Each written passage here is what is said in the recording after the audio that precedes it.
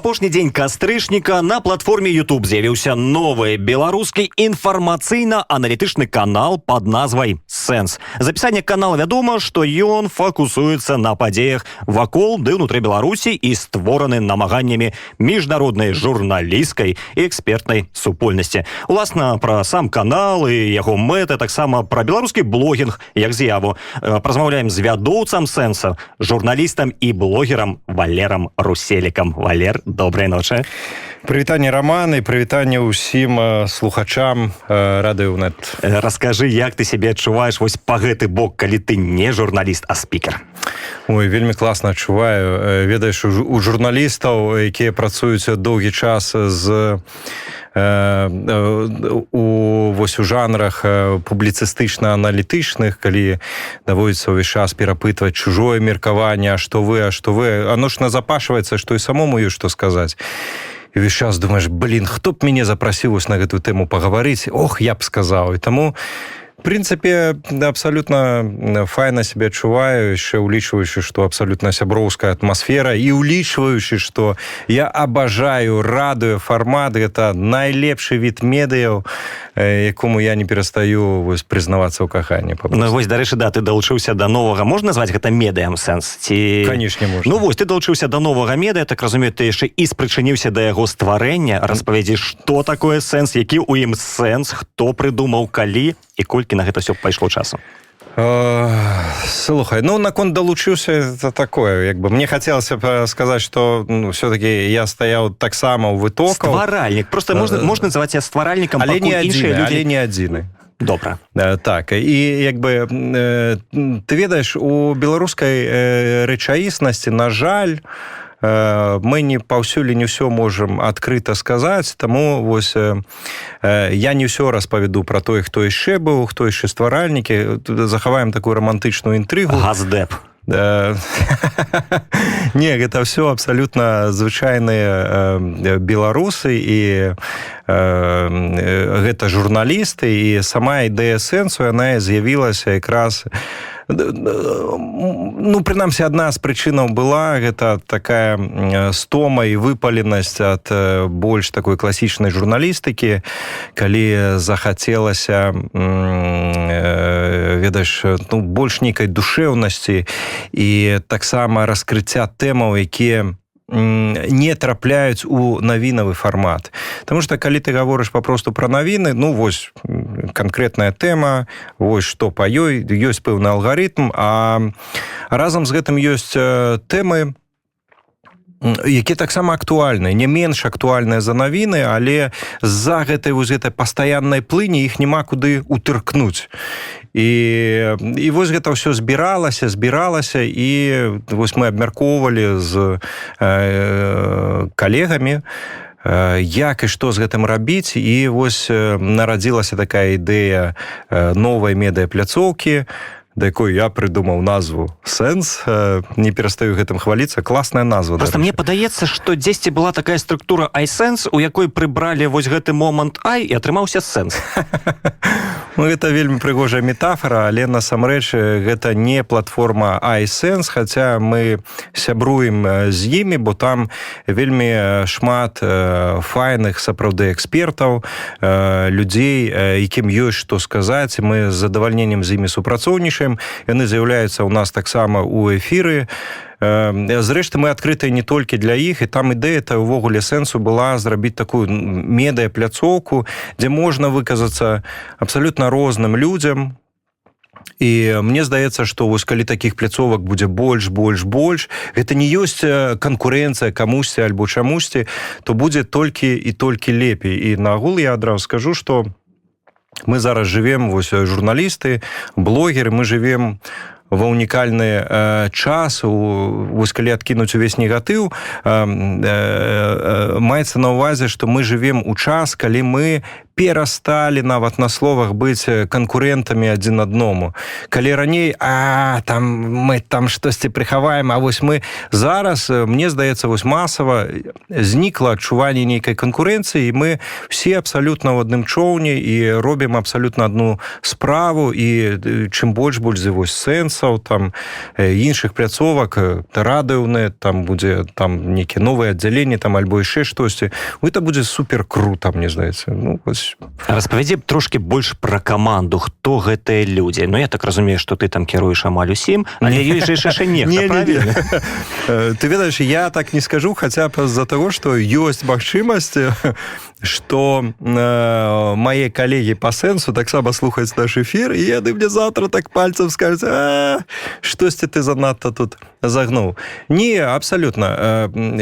Як і ў кожным медыа, ёсць людзі, якія публічныя, а ёсць людзі, якія па-за кадрам знаходзяцца. Акрамя мяне стала ў кадры з'яўляюцца два вельмі файныя беларускія і журналісты, і аналітыкі. Гэта Саша Атрошченков, гэта Федя Паўліченко. Яны працуюць у такім файным дуэце, і я адразу прыадкрыю такое закулісье. Яны таксама крытычны да сябе вельмі, а я так пруся ад таго, як яны вядуць свае эфіры. Там вось такая, ведаеш, ёсць душэўнасць і адсутнасць дыстанцыі, што вось мы ўсё ведаем там. Вельмі класна ведуць. І вось 3 чалавекі, которые стала з'яўляюцца у кадры. І таксама мы запрашаем людзей, з кім мы гаворым, у тым ліку экспертаў iSense, але не толькі іх. Вось, напрыклад, Мікола Халезін, мы вельмі з ім сябруем і ў жыцці, і ён з'яўляецца перыядычна ў нас у эфіры. Таксама у нас ёсць планы па пашырэнні вось гэта кадравага прадстаўлення, але пакуль не буду адкрываць таямніцы. Сюрпрызы чакаюцца. Я бачу размовы з Андрэем Елисеевым, таксама там аналітычныя разборы. Андрэем Егоровым па палітолагах вы прайшліся добра, а першы эфір увогуле быў з Александром Морозовым, калі не памыляюся. Так, і будзе з'яўляцца таксама яшчэ. Таксама быў у нас, напрыклад, Лявон Вольскі, напэўна, ён будзе з'яўляцца таксама яшчэ. Ёсць людзі, ёсць шмат людзей. Патэнцыйны пул спікераў, з якімі вы працуеце? Пакуль што вось чыста матэматычна так і атрымліваецца, хаця сам гэты пул насамрэч нашмат большы, але нашыя пакуль што тэхнічныя магчымасці яны меншыя за патэнцыял, нам ёсць куды расці. Я думаю, што гэты пул будзе пашырацца, але будзе вось і частка такая пастаянных аўтараў.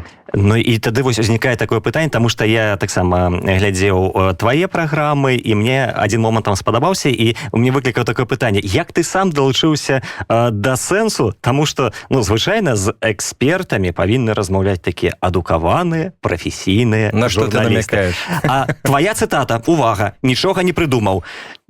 Валер Руселек: я чалавек з сярэдняй адукацыі, якога 3 разы выключылі з універсітэта. Так. Як такі чалавек будзе размаўляць з кандыдатамі навук, з прафесурай? Што это такое? Рамане, разумееш, усе кандыдаты навук, прафесары і так далей, яны таксама людзі. І у нас вось на сэнсе мы якраз і намагаемся зрабіць такім традыцыйным фармат папросту спакойнай чалавечай размовы. То бок няма такого: я там дока, ты там прафесор, і вось сышліся дока і прафесор. Не, сабраліся людзі, которым папросту ёсць што сказаць. Вось возьми, да прыкладу, Лявон Вольскі. Чыста шаблонна, што можна сказаць? АМ, ДМ, там яшчэ штосьці вось такое навешаць, дастаткова крыўднае, дарэчы, для такой творчай натуры. Разам з гэтым Лявон Вольскі — гэта чалавек з актыўнай грамадзянскай пазіцыяй, якому таксама ёсць што сказаць. Папросту, магчыма, у яго не так часта пыталі пра ягоную рэакцыю на падзеі надзённыя, і папросту збіраюцца людзі, которым ёсць што сказаць так, як яны гэта бачаць. І мы, вось, дарэчы, на сэнсе, чаму мы трымаемся такого фармату? Мы хочам прадэманстраваць сваёй аўдыторыі, што гэта абсалютна нармальна думаць самастойна, а не чакаць, што нейкі там аўтарытэт, нейкі дзядзя альбо нейкая цёця, вось яны разумныя, яны хай і думаюць, а мы вось тут такія цёмныя дурненькія, мы штосьці там вось і папросту паслухаем, што нам скажуць, як трэба правільна. Не, вельмі важна думаць крытычна, думаць самастойна. Самая класная, якая можа быць супольнасць, гэта супольнасць свабодных людзей, якія думаюць крытычна. І вось мы сваім прыкладам паказваем, што няма ніякай дыстанцыі. Давайте думаць, мы можам разыходзіцца ў меркаваннях. Але давайте мы будзем сыходзіцца ў нашай унутранай свабодзе і ў здольнасці думаць крытычна. Вось, І без гэтай шаблоннасці, калі з Чалым размаўляць трэба толькі пра эканоміку, а з Вольскім толькі пра культуру, то можна наадварот. Пра эканоміку з Вольскім, а з Чалым пра культуру. Ды з кожным можна пра што заўгодна размаўляць. Вось мы сустракаемся з табой па жыцці, па-за гэтым эфірам. Мы ж размаўляем не толькі і не столькі пра журналістыку. Мы размаўляем пра абсалютна розныя рэчы, і гэтак ва ўсім. Нема такого, што людзі — гэта роботы, якіх затачылі пад адну-дзве функцыі, і, калі ласка, давай, рабатай. Нема такого. Все людзі, все асобы, кожнаму ёсць што сказаць. Вось глядзі, цягам 2 месяцаў на старонцы Сэнс ужо апублікавана 22 відэа. Прычым колькасць праглядаў, я палічыў, колькасць праглядаў проста дыаметральна адрозніваецца, і трэба знайсці нейкую схему, чаму так. Таму што за Мікалаем Халезіным пра штурм польскай мяжы і сувязі Бабарыкі і Крамля гэта відэа паглядзела амаль 50 000 чалавек. А твою размову з Андрэем Елисеевым пра саюзныя праграмы і рэферэндум там нават 1000 не паглядзела. Чаму так? Слухай, на агул YouTube гэта такая пляцоўка, такая структура, прынцыпаў якой до конца не разумее, напэўна, ніхто, можна толькі здагадвацца і нейкія заканамернасці вылічваць. Штосьці стрэліла, штосьці не стрэліла, калі б усе ведалі 100% эфектыўны спосаб, каб ўсё страляла, то все было бы вось таких велізарных праглядаў. У жыцці так бывае, што штосьці заходзіць, штосьці не. Вельмі шмат розных чыннікаў. Але для медыа, якое мае ўсяго 2 месяцы 50 000 праглядаў, гэта поспех? Гэта велізарны поспех, бо я тебе скажу, для вось матэматычнае тое практыкаванне. Я ж гуманітарый. 2500 подписчикаў у Сэнса, а 50 000 праглядаў. То бок кожны паглядзеў па 20 разоў. Ты все-таки гуманітарый. Гэта велізарны поспех, таму што насамрэч, калі відэа глядзіць больш людзей, чым падпісантаў, гэта вельмі добра. Гэта азначае, што ты выходзіш за сваю аўдыторыю і кудысьці далей выходзіш. А асабліва ўлічваючы, што далёка не ўсе падпісчыкі абавязкова цябе паглядзяць, то, канешне, старт класны, ёсць чым пахваліцца, але адначасова ёсць куды расці. Але ўжо ёсць разуменне напрамак росту?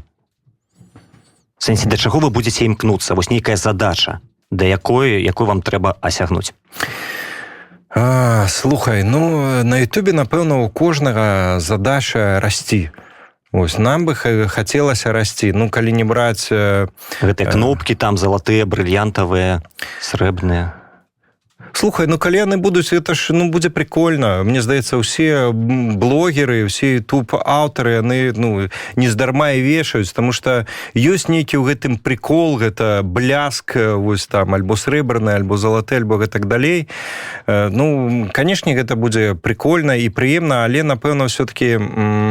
апошнюю чаргу думаецца пра гэты гузік. Думаецца все-таки пра аўдыторыю, каб... Ведаеш, ёсць такое паняцце ўдзячная аўдыторыя. Аўдыторыя, которая актыўная.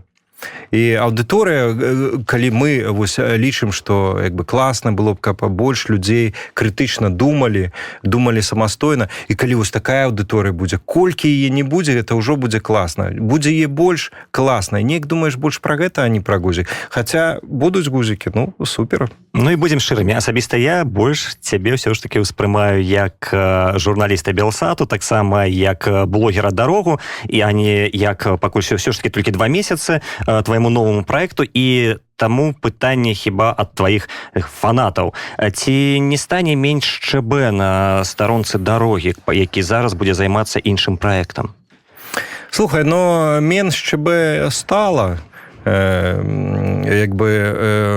і тут таксама цэлы шэраг чыннікаў, акрамя занятасці, гэта там тэхнічная там абмежаванасць, не заўсёды атрымліваецца банальна запісаць, таму што свой асабісты блог я раблю адзін, і гэта дастаткова складана, і раблю яго ў вольны час.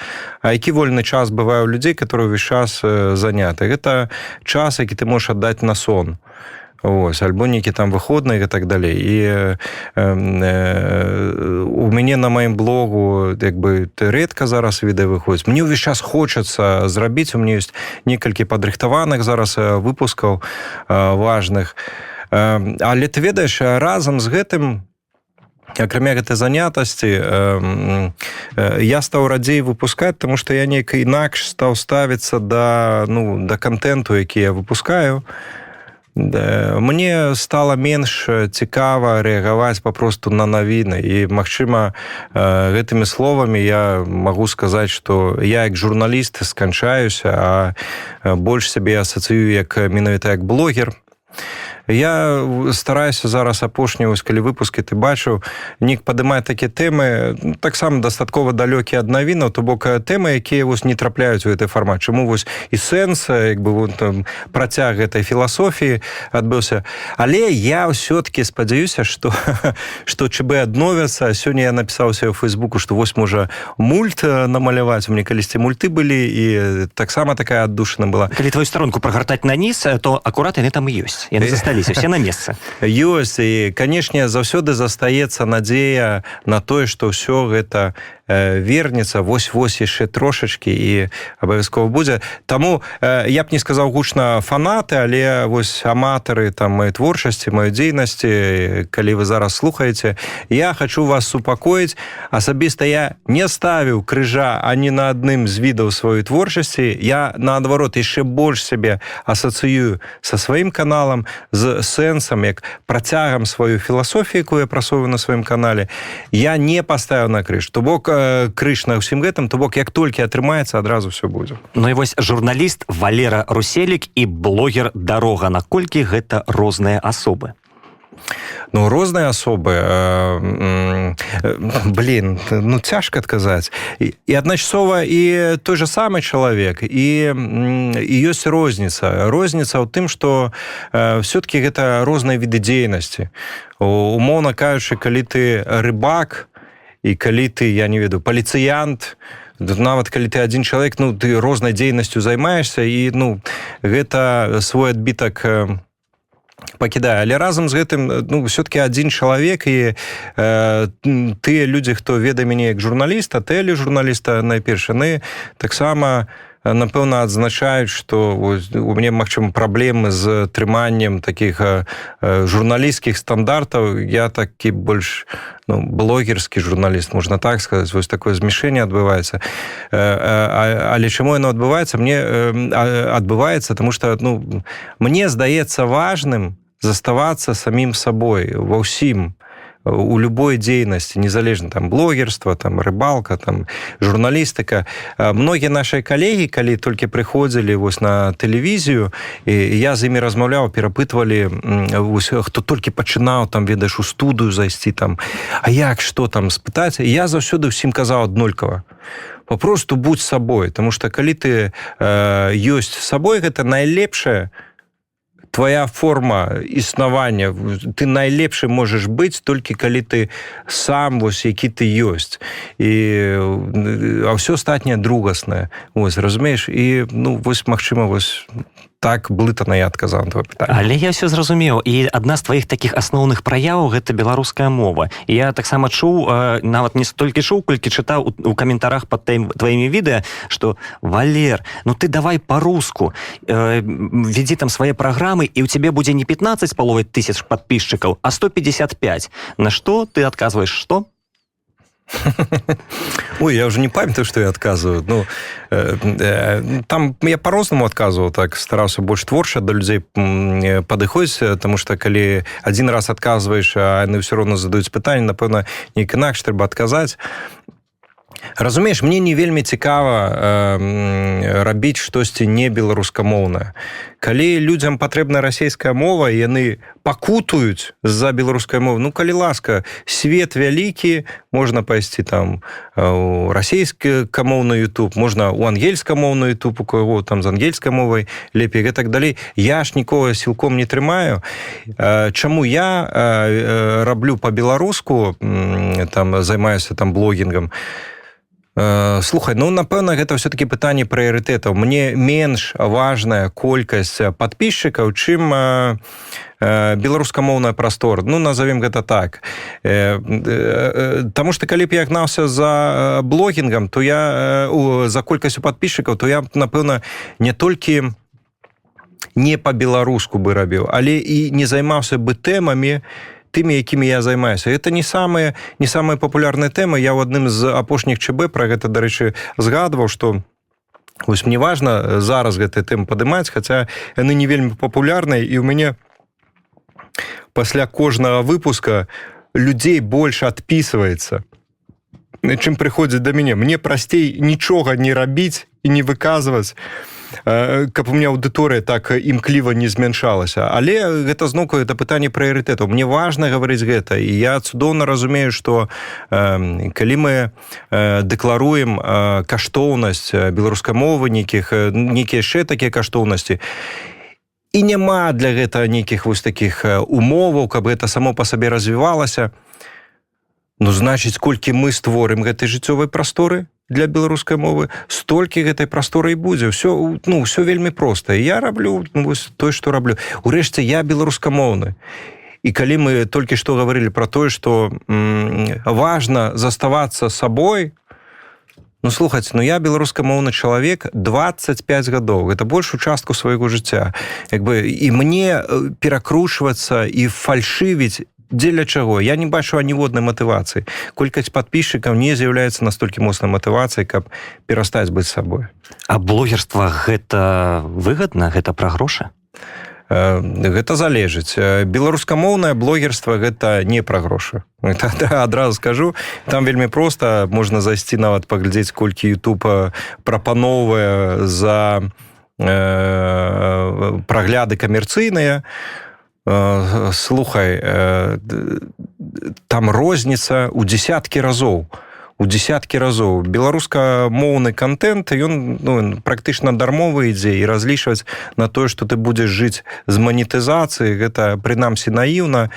Я на сваім блогу не зарабляю абсалютна, манетызацыя, она не працуе, можна што рабіць? Прадаваць мерч, як ты будзеш прадаваць, тут мяжу пазакрывалі, гэта раз, і можна там данаты збіраць і так далей, але я гэтым не займаюся, таму што я не асуджаю, калі хтосьці збірае, але для сябе асабіста я вырашыў, што пакуль я маю нейкую іншую працу, якая мяне корміць, то лепш мае гледачы, калі ім хочацца там камусьці дапамагчы, яны дапамогуць палітвязням, яны дапамогуць пацярпелым, альбо не толькі тым людзям, якім патрэбная падтрымка праз палітыку, але тым жа дзіцячым дамам, альбо нейкім творчым майстэрням, дзе займаюцца дзеткі, аўтысты, альбо хоспісам дзіцячым і так далей. Вось дапамагчы ёсць шмат каму, і я далёка не ў першай там дзесятцы, сотні. Так што ёсць каму дапамагаць. Беларусы цудоўныя людзі, яны дапамагаюць, і хай дапамагаюць далей. Не мне, а вось іншым. Дарэчы, у Беларусі блогінг гэта небяспека за сябе, за сваю сям'ю, за сваіх блізкіх. Мікола Дзядок, Зміцер Казлоў, шэры кот, который, Вольга Карчук, Павел Сфірын, менавіта той же Сергей Ціхановскі. Яны ж потрапілі фактычна за краты, таму што займаліся, сярод іншага, блогерскай сваёй дзейнасцю і неслі людзям праўду. Чаму ўлады так баяцца гэтых людзей? Толькі з-за таго, што ў іх ёсць доступ да іншых, і яны могуць распавядаць то, што адбываецца ў Беларусі, як гэта адбываецца і што з гэтым рабіць? Слухай, улады, вось людзі, якія зараз трымаюцца ўладу ў Беларусі, гэта абсалютны анахронізм і гістарычны атавізм. І ўсё новае для іх гэта дзікае і страшнае. І вось блогеры ў Беларусі гэта прадстаўнікі новай Беларусі, чагосьці новага. І іх вось гэтыя ўлады, которые вось ментальна засталіся ў Савецкім Саюзе, дзе не было не толькі сексу, але і інтэрнэта, для іх гэта штосьці страшнае, незразумела. Ну, згадай вось гэта лыса калхозніка, які казаў, што там мозг інтэрнэта ў Беларусі, ну, усялякі чалавек больш-менш адэкватны, ён зразумее, наколькі гэта глупае выказванне, абсалютна дурацкае. І, ну, вось, блогеры для іх гэта змены, а яны не хочуць нічого змяняць. У іх жа стабільнасць тая, вось там, з вуліцы Арджанікідзе, з вуліцы Свердлова і з вуліцы Дзяржынска. Ім не трэба ніякіх зменаў. Вот, разумееш? І мне здаецца, вось гэта як бы самае галоўнае. Там ужо там можна ў дэталі ісці, але мне здаецца гэта. І плюс блогеры, што для іх таксама незразумела, бо для гэтых уладаў. Улады прызвычаіліся ўсё кантраляваць. А як ты блогера будеш кантраляваць? СМІ, зразумела, усе газеты можна закрыць. Што, праўда, у нас газеты пазачынялі, усе пайшлі ў інтэрнэт. Божа, як зараз з тым інтэрнэтам змагацца? Вот, тое ж самае з блогерамі. Ён сам па сабе жыве, той жа шэры кот. Ему накідалі трошкі грошай, ему дастаткова, ён сціпла жыў чалавек, ему трошкі дакінулі, і ён можа займацца гэтай сваёй справай. І што з ім зрабіць? Ему не дасі папярэджання, як СМІ, ему там не скажаш, а-та-та, у вас наклад такі-то, такі-то, і так далей. І што з імі рабіць? Як іх кантраляваць? А давайце-ка мы іх пасадзім. Ну, вось, такі падыход. Валера, глядзі, ствараючы уласны блог, у якім ты, ну, скажем так, добра праходзішся і па чыноўніках, і па ўладах, і па таму, што адбываецца ў Беларусі, ты разумеў, што ў нейкі момант для цябе гэта можа закрыць магчымасць уезду назад? Ну, для мяне гэта закрыла магчымасць у чэрвені 2020 года.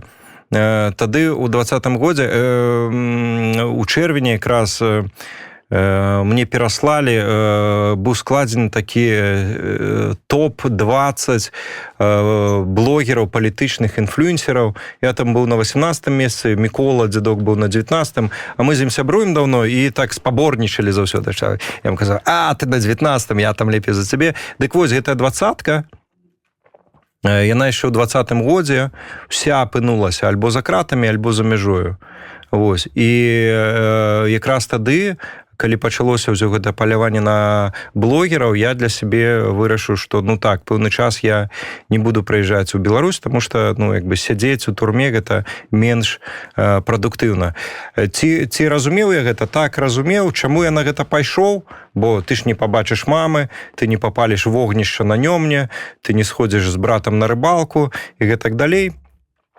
Ну, таму што мне здаецца, ну, калі мы ўсе дарослыя людзі, просто бываюць такія моманты, калі, ну, трэба ўсё-таки адказваць за свае словы. Таму што сядзець, бухцець там 15-20 гадоў, што там дыктатар гэта а-та-та, і пры гэтым нічога не рабіць у момант, калі, ну, варта зрабіць усім, хто на што здатны, у каго якія рэсурсы, у каго колькі смеласці, у каго якія ўменні ёсць. Мне здаецца, як бы трэба встаць і зрабіць, бо інакш у нас няма аніводнага шансу на нейкія змены, калі мы будзем чакаць, што хтосьці за нас зробіць. Разумееш, і таму, ну так, калі казаць дваравым сленгам, просто ў нейкі момант, ну, прыйшоў момант, калі трэба адказваць за базар, трэба взяць і сказаць, так, я супраць усяго, што робіцца ў Беларусі, і патлумачыць іншым. І гэта ж не першы раз такое было. У 2006 годзе я так тлумачыў, чаму я еду на плошчу Каліноўска ў Менск.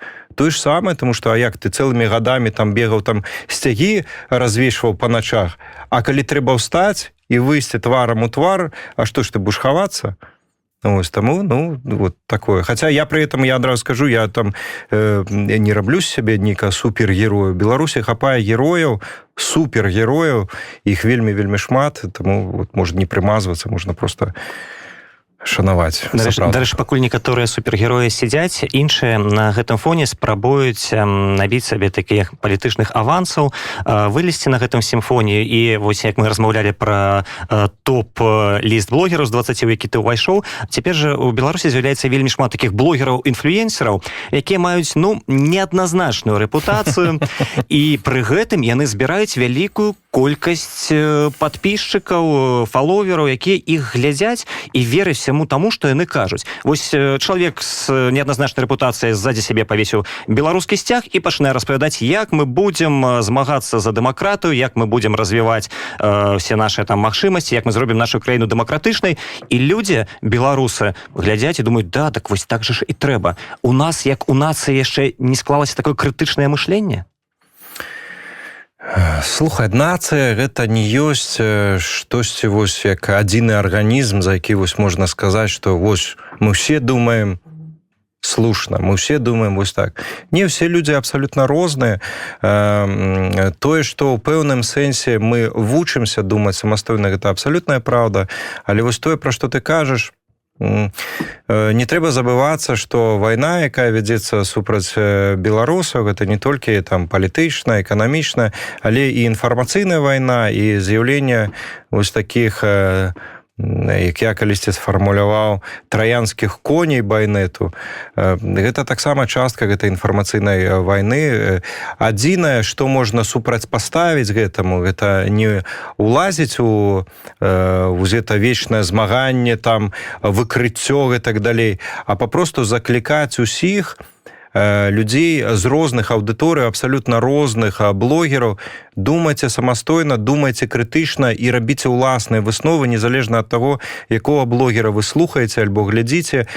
Будьце гаспадарамі свайго лёсу, і тады, ну, ніхто не зможа вамі кіраваць, незалежна ад таго, там, каго вы слухаеце, на кого падпісаныя. І на гэтых цудоўных словах нам давядзецца закончыць гэтую размову. Я нагадаю, што госцем радыё УНэТ быў блогер, журналіст, можна сказаць, твар новага медыа «Сэнс» Валер Руселік. Жыве Беларусь уначы!